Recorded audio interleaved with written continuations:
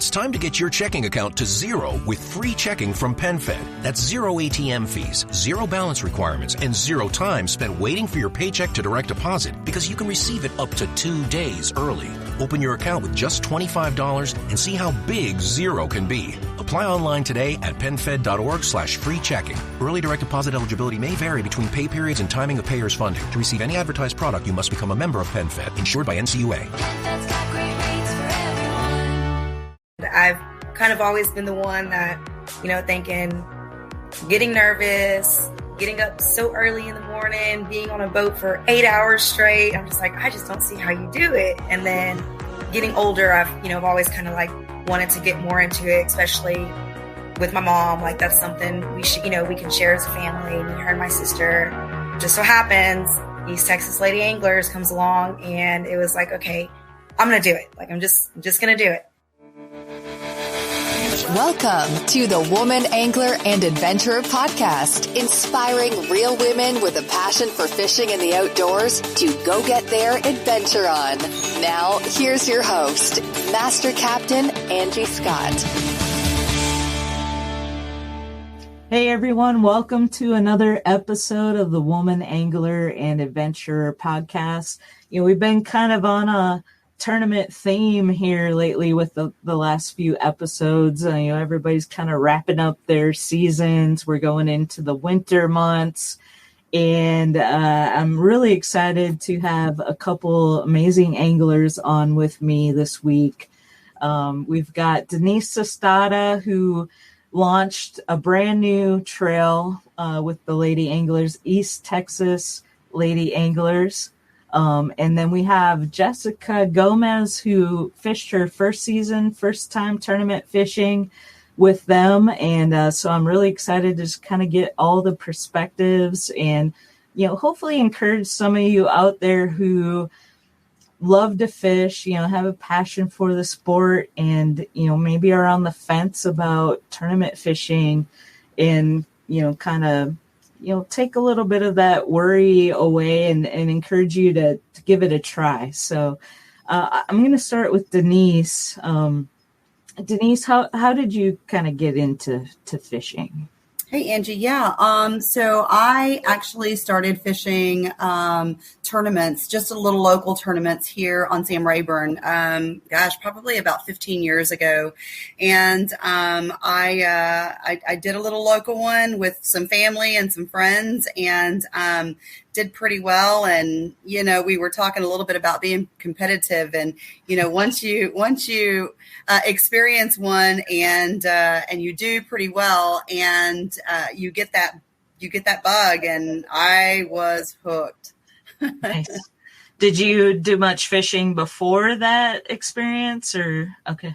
I did. I grew up in Houston, and so I mostly fished, trout fishing, redfish, those kinds of things down in, down in the Galveston, Texas City area. But bass fishing, we had a lake house on Rayburn, so I grew up coming here, and like I said, didn't even have an experience with a tournament for my first time until just really about 15 years ago. So once I did it, I loved it. And was that what kind of format was that you? So there's two that I actually started with here on Rayburn. There's a big bass splash format, and that's kind of the hourly payout deal. And then there was also the one that was the benefit. It was just a little local benefit tournament, and it was a team. And I had never fished with someone I didn't know. I had only ever fished with like family and friends.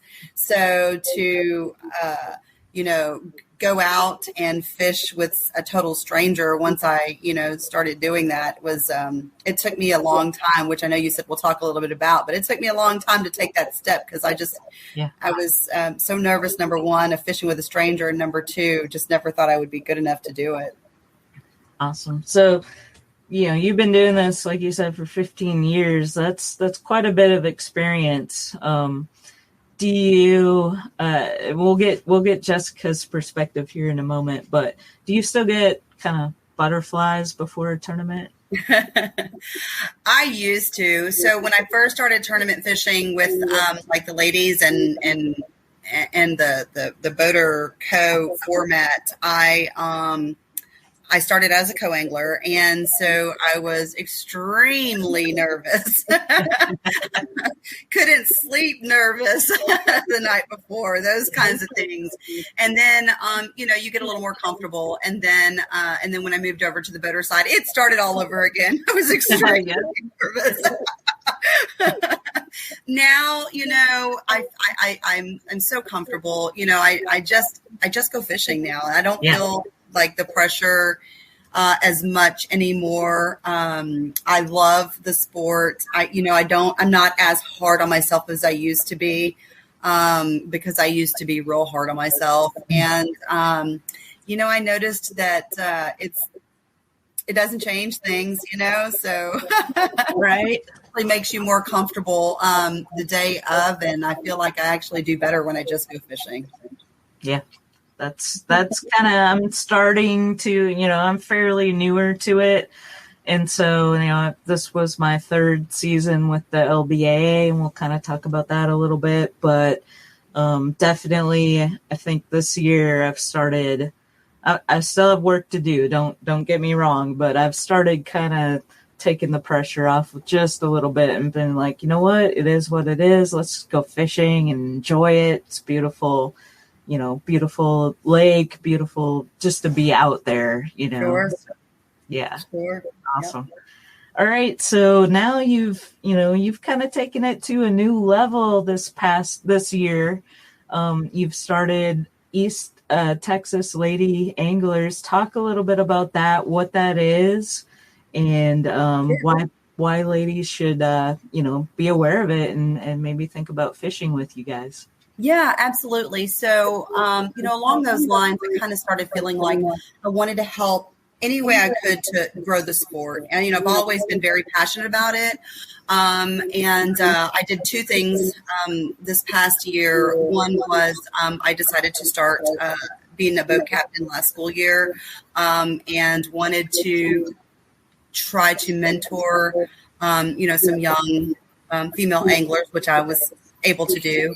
And in addition, Renee Key Johnson and I decided to start the East Texas Lady Anglers as what we look at as a stepping stone to the national format of like the LBAA, because the LBAA, there's a lot involved with travel and time off and those kinds of things, and not everybody can do that. And so, and not only that, not only is it the travel and the expense, but it's also people being intimidated by it. And we wanted to start something local that didn't require as much travel, as much expense, and be more of a mentor to some local anglers who might want to just get their feet wet. And so that's where it started. And so we decided to just go between Rayburn and Toledo. It's two huge lakes here in Texas. And we were just hoping to get some new anglers, like we have Jessica Gomez here today, some new anglers who might not be as experienced or may have never fished a tournament before. And so we were able to get those types of anglers this year. And our hope is to not only grow it locally, but to also introduce those newer anglers to the formats like the LBAA, and hopefully that will help in growing the sport and making them feel a little more comfortable in coming to the national level eventually. So, yeah. Well, good deal. So I think that's the perfect segue to talking with Jessica, who this was her first experience, in tournament fishing, and you did amazingly well. But so just kind of give listeners, Jessica, if you wouldn't mind, just a little bit of background on yourself, and then kind of what that very first experience was like for you. Okay. So I grew up not really fishing as much as some of my family, even my sister. And I've kind of always been the one that, thinking getting nervous, getting up so early in the morning, being on a boat for 8 hours straight. I'm just like, I just don't see how you do it. And then, getting older, I've always kind of like wanted to get more into it, especially, with my mom. Like that's something we should, we can share as a family, me, her, and my sister. And so just so happens, East Texas Lady Anglers comes along, and it was like, okay, I'm going to do it. Like, I'm just going to do it. Well, extremely nervous. And it being my very first tournament, I did it, and best thing I ever did. Like, I woke up really nervous, really excited, scared, because fishing with, these boaters, I've, a couple of them, maybe I have met a couple times, but I don't really know them. I've never fished a tournament. I don't know what to expect. I don't know how it's, I've never done it. I had no idea what, when I'm out there fishing, just what's going to happen.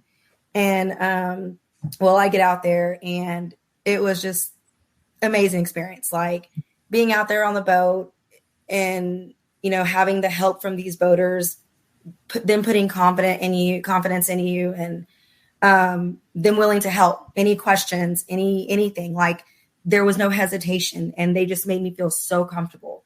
And especially with fishing, each time I fished, it was with a different one. So it wasn't like I've fished with somebody that I've already fished with. It was a new one each time. And so that made it even better, because none of them made me feel any, like, no pressure, not uncomfortable, like, not intimidated. That was one of my biggest things too, is like being with the boaters, like, oh, I'm so intimidated. And like, what if I don't catch anything? Or, I just, thinking, oh, what if they feel like they're, or what, I'm thinking, oh, they think they're wasting their time. No, like they were just the whole day, like, and encouraging, oh, you got this, you can do it. And, you messed up on like, tying something up. And it's like, oh, here, like, let me show you how to do it. And, like, or don't give up. And, it was amazing. And, not even just the being out there. It's like, at the end of the day, I'm like, there's not enough time in the day to fish. Like, oh, it's already time to go in. We've been out here for 8 hours. And I'm like, there's no way. Like, can we please stay out here and keep fishing? But it was amazing. And then just being out there on the water and seeing the sun rise, whenever we're out there, and it's like, it's just the adrenaline of it. And now I see why, they do it. And it's amazing. And I definitely encourage new fishers like me, like, just do it. It's, yes, you're going to get nervous, but it's an amazing feeling. And then you're out there with nature, and it's awesome. It's cool for me to hear from your perspective, because, Denise, you can relate as a boater. We're always worried, or I am anyways, about my co-angler, making sure that they catch fish and have a good time. And, and I'm like worried, of what they're thinking of my decisions and things like that. And it's funny to hear from a co-angler's perspective, maybe thinking the same type of things, like, but that's great. And thank you for sharing that. And, congratulations, because you won Co-Angler of the Year. I mean, that's just amazing for your first. Actually, my other daughter won Co-Angler of the Year. Jessica won the championship. Oh, the championship. Yes. Okay. Yes. And Big Bass. She got her personal best on Big Bass at the championship. Awesome. What was your PB? At 392. Okay. Nice. So, and Denise, when you were talking about when you kind of first got started, my very first tournament, I got first place. Now it was a team tournament format, but it was just really cool, because it was like, oh, well, this is a lot of fun, and being competitive. It's like, oh, this is great. And, and I got, I don't know if it's that one. I think it was, I got my PB, which was a 3.8 6'6" or something like Nice. that, but I got my very first tournament. I won first place too. Yeah. Then you're hooked. It's like, oh yeah, definitely. Yeah. When she said she was going to come fish the season with us, I literally said, I'll believe that when I see it. And that is, a barrier for women to think about. You're going to be out there for 8 hours on the water fishing. And so, I can see that obviously being a big concern because, we do have to go to the bathroom. That's always a topic that comes up a lot on this podcast because it is about women in the outdoors. And, was that kind of part of the concern, or was it more of a just stamina thing? I think so, because honestly, with me, like the restroom thing never even crossed my mind. I think it was just more of the stamina and just like I'm going to be out there, fish, I'm going to be out there fishing for 8 hours and then, of course, again, I've never done it. Like, what do we do for food? Like, but, right. We pack snacks. We, they have, the coolers in the boats, and you have your water, you have your Gatorade, you have your snacks, so Lunchables. And so it's fine. Would you like fishing and hunting information and tips from experienced outdoors women? Want to learn more about outdoor gear that works for you? Want inspiration and try to find something new in the outdoors? Then subscribe to Adventurous, the only women's hunting and fishing magazine. Adventurous is a high-quality print magazine you'll be sure to love, and it makes a great gift for other outdoors women and youth. Subscribe at adventurousmagazine.com. Yeah, awesome. Well, I would say, for me, probably I'm a very safety conscientious person. I've got my captain's license, so that's kind of where my mind typically goes. My biggest fear is always weather conditions, because my very first experience, I talked about this on the podcast, I think this last episode with Don Day, my first experience with the Lady Bass Anglers Association was on Truman Lake when we had horrific weather conditions. And as a boater, if I was a boater at that tournament, I'm not 100% sure I could have powered through the sleet and the rain and the lightning and everything that happened that day. That was a crazy one. Yeah. And Denise, did you fish the Caddo Lake tournament? I did. I was at both Truman and Caddo. Caddo was crazy too because of the storm and the tornado that came through. So I'm like you said, very conscious of the weather and checking the radar and seeing, where the storm is and having a plan. So, we knew that we might have bad weather that day. And, I had a plan that if we did, like where I would go, what I would do. And fortunately, I stuck to that plan and was able to fish and watch the radar all the way toward, the weigh-in. And I was one of the fortunate ones that got to the weigh-in, like just before the real bad part hit. And so I was fortunate enough to get off the water just in time, whereas, I heard, some of the other ladies got stuck in it. So, yeah. Yeah, I was with Pam Howarda that day, and we had just started catching fish, and it was like cast after cast. It was like getting so fun.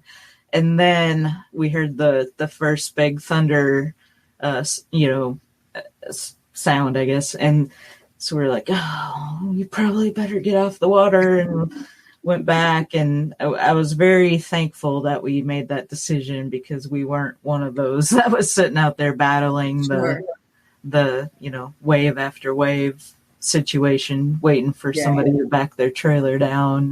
That was crazy. Yeah, for sure. So that's probably my biggest concern. Otherwise, whatever, the fishing is what it ends up being. It's just fun to be out in nature and enjoying it. So just kudos to you, Jessica, for taking that leap and having a great season. And I imagine you're maybe, hooked and going to do it again. Thank you. Oh, yeah. Awesome. So, yeah, let's start looking forward to 2024. Denise, talk a little bit about that and maybe a little bit more about the tie-in with the Lady Bass Anglers Association. For sure.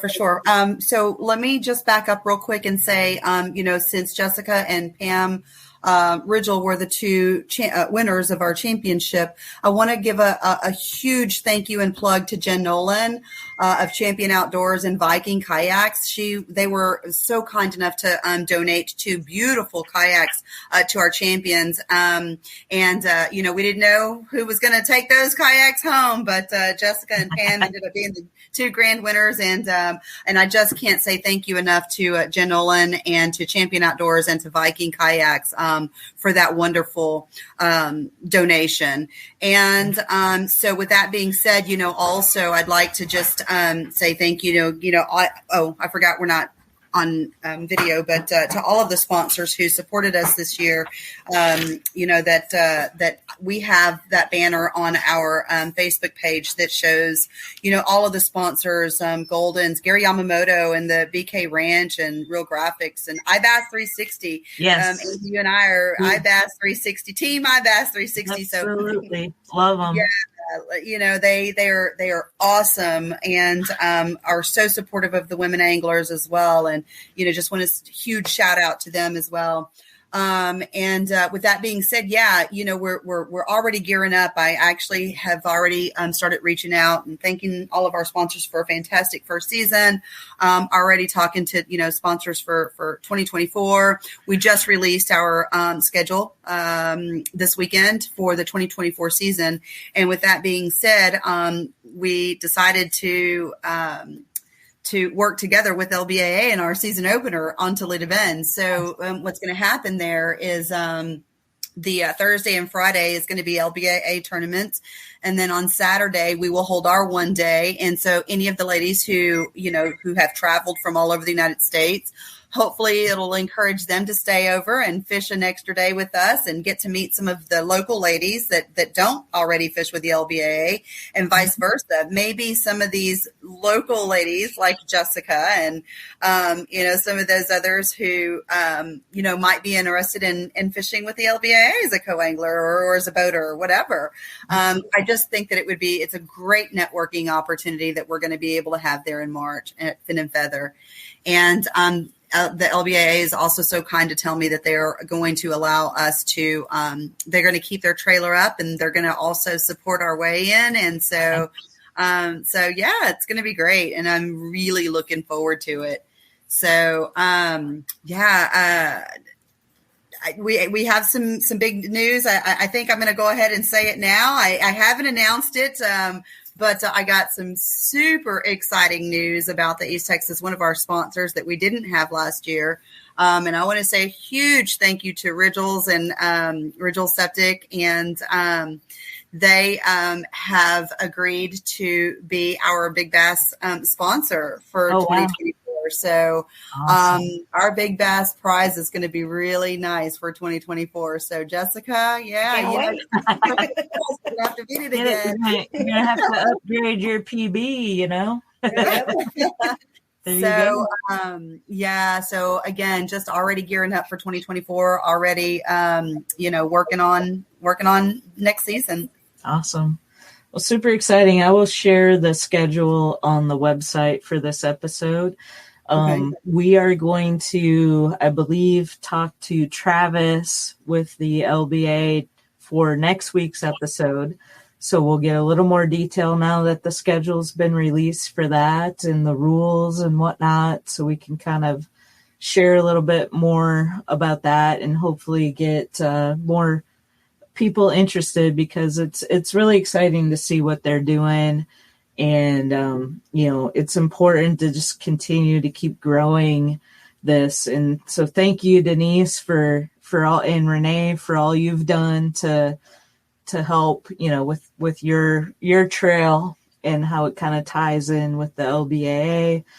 Talk a little bit about that. I don't think we really talked about that, so if if you qualify if you just fish your trail and you qualify, then you can actually fish the classic with the LBA.